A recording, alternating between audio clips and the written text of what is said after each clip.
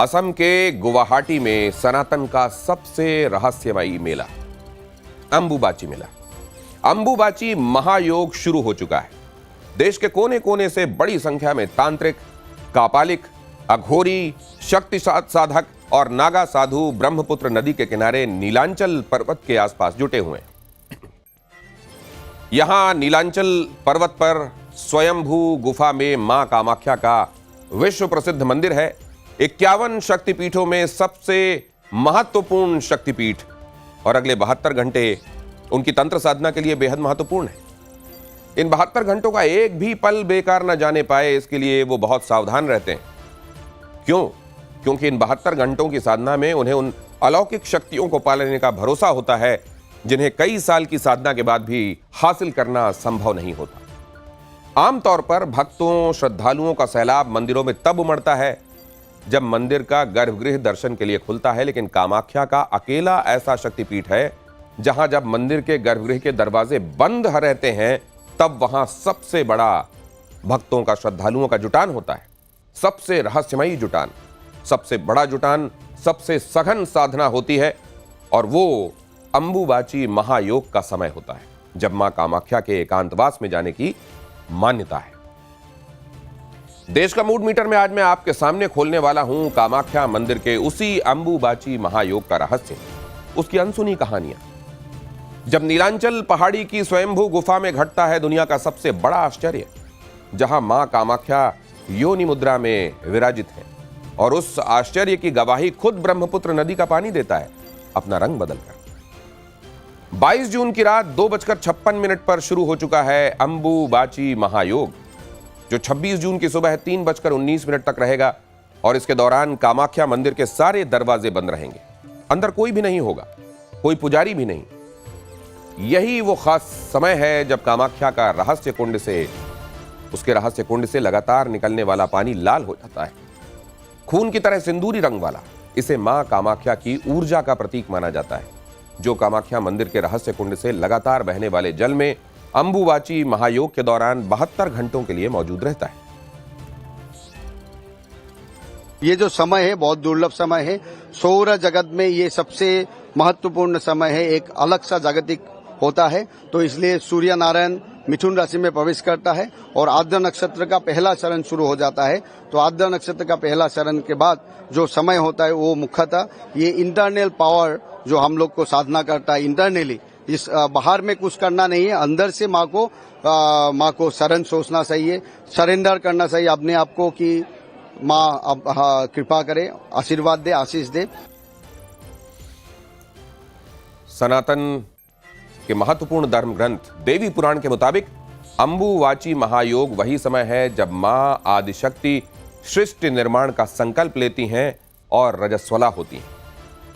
इसे आप मासिक चक्र के उस क्रम से भी समझ सकते हैं जो एक महिला में मां बनने की क्षमता के आने का इशारा करता है। स्त्रियों के सामान्य जीवन का हिस्सा होता है जिससे उन्हें हर महीने गुजरना होता है और यही उन्हें गर्भधारण के योग्य भी बनाता है।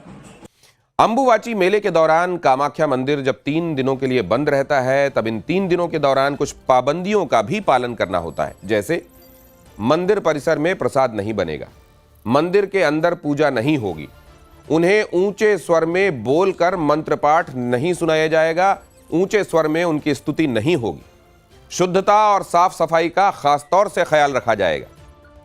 ये वही नियम है जिनका पालन मासिक धर्म के दौरान भी महिलाएं करती आ रही। धार्मिक मान्यता है कि जब मां आदिशक्ति ब्रह्मांड का निर्माण करती हैं, सृष्टि के निर्माण का संकल्प लेती हैं, तो उसके लिए वो अपनी 10 महाविद्याओं का प्रयोग करती हैं। अंबुबाची महायोग उन 10 महाविद्याओं से खास तौर से जुड़ता है। सुनिए कामाख्या में साधना के लिए पहुंच रहे ये साधु क्या कह रहे हैं। कामाख्या जो है ना वो शक्तिपीठ है, 52 शक्तिपीठ का सबसे बड़ा शक्तिपीठ है और यहाँ कामाख्या में 10 महाविद्या योनि मुद्रा में है, विग्रह नहीं है। और सभी 10 महाविद्या योनि मुद्रा में भगवती जैसे लक्ष्मी है वो भी योनि मुद्रा में है, सरस्वती है वो भी योनि मुद्रा में है, चामुंडा है वो भी योनि मुद्रा में है, तारा है वो भी योनि मुद्रा में है, भूमावती है वो भी योनि मुद्रा में है और सभी योनि मुद्रा में है 10 महाविद्या। माता तो भाई सच्चे माँ तो एक ममता होती है। माँ को तो जो मानेगा उससे घर के कभी कोई खाली नहीं जाएगा। ये तो माता का दरबार है, यहाँ से कभी कोई खाली नहीं जाएगा। ये 10 महाविद्याएं जिनके बारे में अभी आपने सुना, जिक्र किया जा रहा था कि जो विग्रह रूप में नहीं है, जो यहाँ योनि मुद्रा में है, उन 10 महाविद्याओं के बारे में भी थोड़ा जानते हैं। सनातन धर्म के ग्रंथों में 10 महाविद्याओं का वर्णन है। ये 10 महाविद्याएं मां आदि शक्ति के ही अलग अलग स्वरूप हैं, उनकी शक्तियां हैं और इन्हीं के जरिए पूरे ब्रह्मांड का संचालन होता है। ये 10 महाविद्याएं हैं काली, तारा, त्रिपुर सुंदरी, भुवनेश्वरी, भैरवी, छिन्नमस्ता, धूमावती, बगलामुखी, मातंगी और कमला।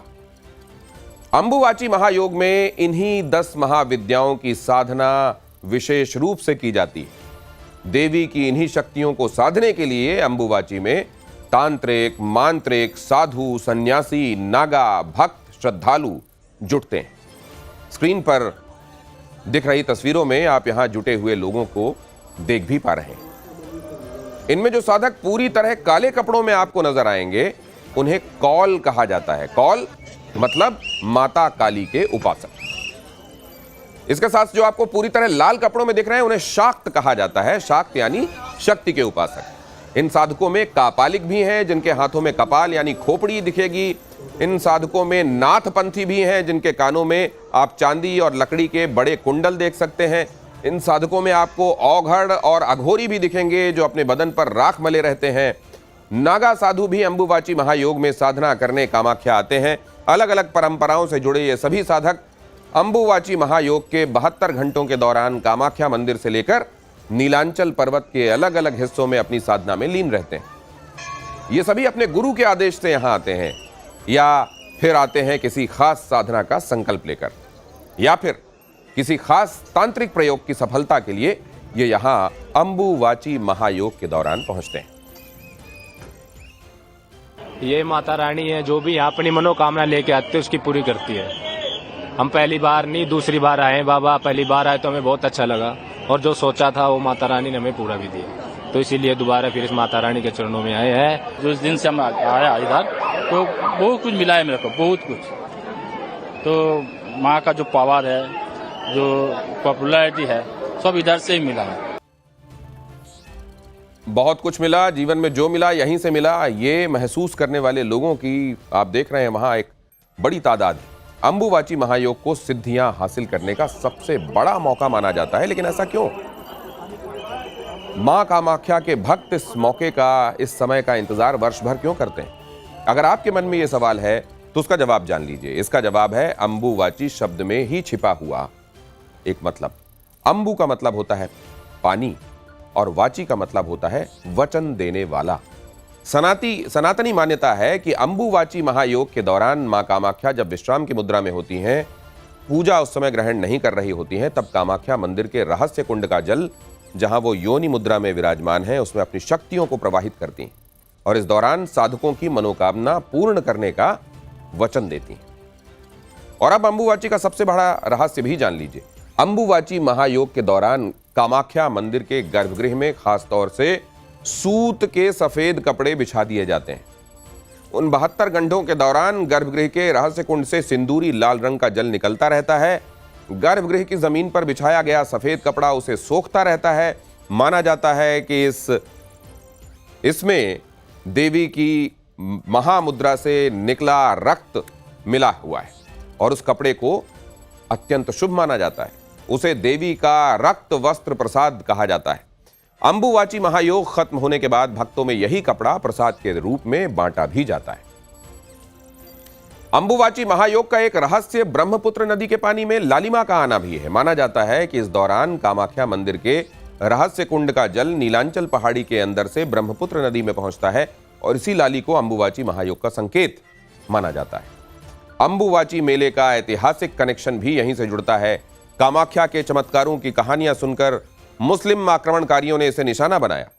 साल 1948 में हुसैन शाह ने कामाख्या मंदिर को निशाना बनाया और इसके बाद सुलेमान कर्रानी के सेनापति ने काला पहाड़ मंदिर को ध्वस्त कर दिया। इसके बाद लंबे समय तक तांत्रिक और साधक ब्रह्मपुत्र नदी के उसी हिस्से में साधना किया करते थे जहां अंबुबाची के दौरान ब्रह्मपुत्र का जल लाल दिखा करता था। कामाख्या मंदिर के खंडहरों को 15वीं शताब्दी में अंबुबाची के दौरान ही ढूंढा गया। कोच वंश के संस्थापक राजा विश्व सिंह ने मंदिर के खंडहरों को ढूंढा और उनके बेटे नर नारायण ने सन 1565 में उसका फिर से भव्य निर्माण करवाया। कामाख्या मंदिर का वही रूप आज हमें दिखता है, हम उसके दर्शन करते हैं।